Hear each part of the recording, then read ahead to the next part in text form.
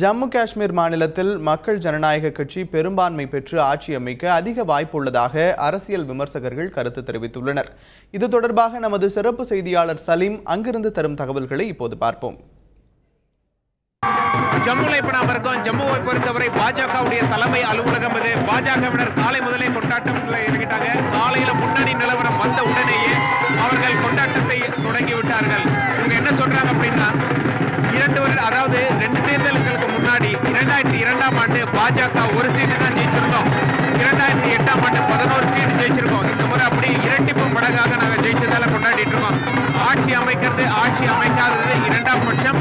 இதை பொறுத்தவரைக்கும் எங்களுக்கு ஒரு அபார வெற்றி அப்படின்னு சொல்லி பாஜகவினர் சொல்லி கொண்டாடி வந்து கொண்டிருக்கிறார்கள்.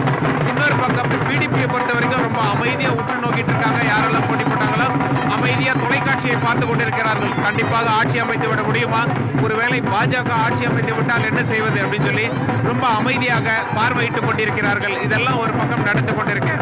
அதிக வாய்ப்பு யாருக்கு இருக்கு அப்படின்னு சொல்லி அரசியல் நோக்கர்களை ஜம்மு அண்ட் காஷ்மீர்ல நம்ம கேட்கும்போது என்ன சொல்றாங்க அப்படின்னா, பிடிபி மெஹபூபா முஃப்தி முதலமைச்சராக அதிக வாய்ப்பு இருக்கு. காங்கிரஸ் உடைய சப்போர்ட்ல சுயேட்சைகள் ஒரு சில பேர் அவங்களுக்கு சப்போர்ட் பண்ணலாம். பாஜக ஆட்சி அமைக்குமா என்ற கேள்விக்கு அது பாஜக, அமித்ஷா, நரேந்திர மோடி எல்லாம் இன்னொரு பக்கம் பேசிட்டு இருக்காங்க.